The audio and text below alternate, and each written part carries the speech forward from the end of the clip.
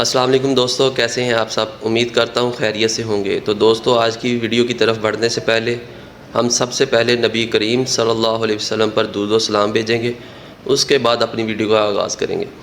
الصلاۃ والسلام علیک یا رسول اللہ وعلی آلک واصحابک یا حبیب اللہ۔ الصلاۃ والسلام علیک یا نبی اللہ وعلی آلک واصحابک یا نور اللہ۔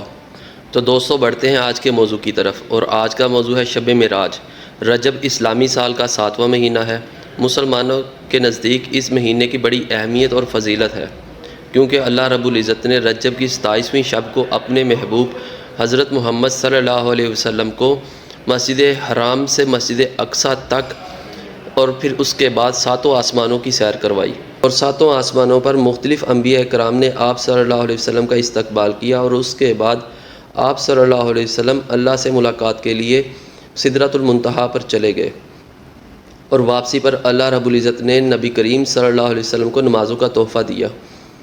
اس سیر کو معراج بھی کہا جاتا ہے۔ معراج کا ذکر حضور نبی کریم صلی اللہ علیہ وسلم کی احادیث میں بھی ملتا ہے، اور اللہ رب العزت نے اپنے قرآن مجید میں بھی ارشاد فرمایا، بسم اللہ الرحمن الرحیم، شروع اللہ کا نام لے کر جو بڑا مہربان نہایت رحم کرنے والا ہے۔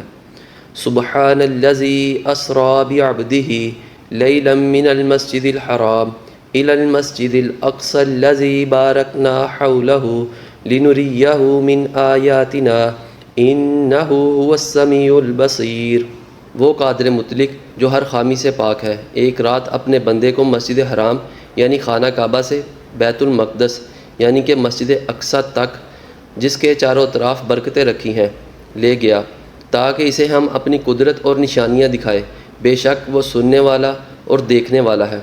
تو دوستو، اللہ رب العزت سے دعا ہے کہ ہمیں شب معراج کی یعنی کہ اس رات کی فضیلتیں اور برکتیں حاصل کرنے کی توفیق عطا فرمائے۔ دوستو، اللہ رب العزت سے دعا ہے کہ ہمیں شب معراج کی رات کی برکتیں اور رحمتیں حاصل کرنے کی توفیق عطا فرمائے۔